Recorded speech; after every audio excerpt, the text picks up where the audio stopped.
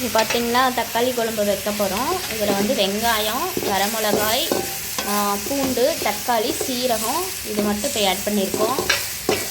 நல்லா வெந்துட்டுருக்கு. சிம்பிளாக வீட்டில் இருக்கிற பொருளை மட்டும் வச்சு நம்ம செய்ய போகிறோங்க. அதுவே நம்மளுக்கு டேஸ்ட்டாக வந்துடும். இப்போ வெங்காயம் தக்காளி மட்டும் நான் போட்டிருக்கேன், கூட வரமிளகாய் போட்டிருக்கேன். இதில் வந்து பார்த்திங்கன்னா இப்போ கொத்தமல்லி தூள் நம்ம ஆட் பண்ணிக்கலாம். நம்மளுக்கு தேவையான அளவு ஆட் பண்ணிக்கலாங்க. குழம்புக்கு எவ்வளோ தேவையோ அந்த அளவுக்கு ஆட் பண்ணிக்கலாம்.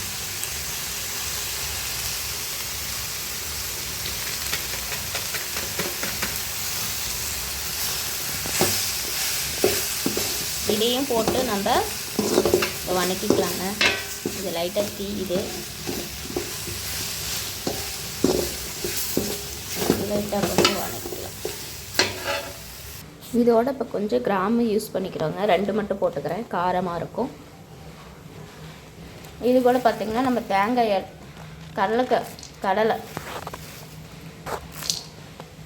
கடலை ஆட் பண்ணிக்கலாம்.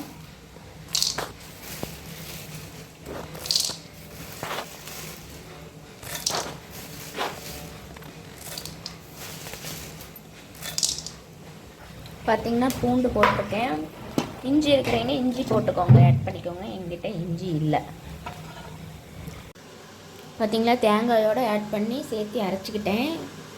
இப்போ வந்து பார்த்திங்கன்னா எண்ணெய், கடுகு, கருவேப்பிலை போட்டு 3 போட்டு தாளிச்சிக்கிட்டேன். குழம்பு கொதிக்குதுங்க. இதில் வந்து இப்போ இன்னும் வந்து சாம்பார் தூள் கொஞ்சம் ஆட் பண்ணிக்கலாம்.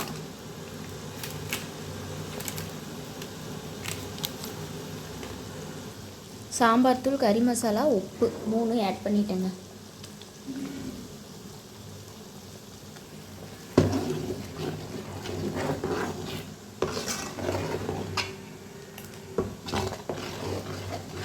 நம்மளுக்கு எந்த அளவுக்கு கெட்டியாக வேணுமோ அந்த அளவுக்கு வச்சுக்கோங்க. தண்ணி ஆட் பண்ணிக்கோங்க.